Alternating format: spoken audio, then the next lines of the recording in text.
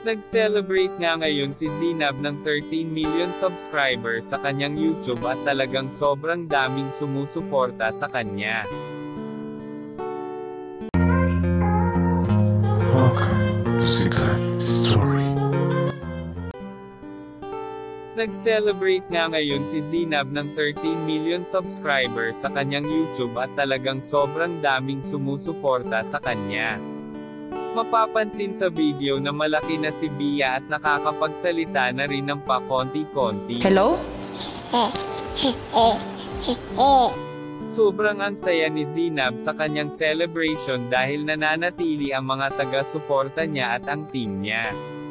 May inihahanda nga siyang sorpresa para sa subscriber niya na kapag nakaabot ng 15 million subscriber ay magkakaroon siya ng meet and greet free.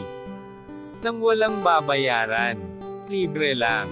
Nakakatuwa dahil nalampasan niya ang mga pagsubok na dumating sa kanya buhay.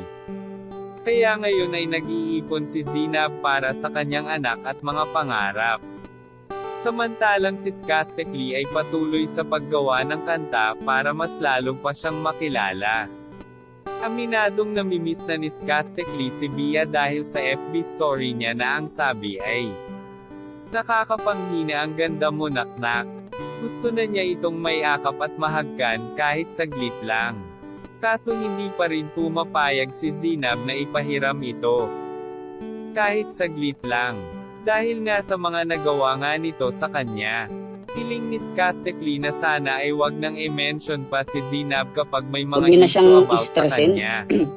na i-mention pa yung about sa amin kasi At lalayo naman siya basta maging okay na ang lahat.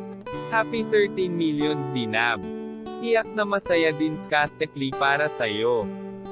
Comment kayo kung papayag ba si Zinab na ipahiram si Bia kay Skastekli. Yan lang ang ating mainit na chika. Halina't mag-like, share and subscribe. Thank you.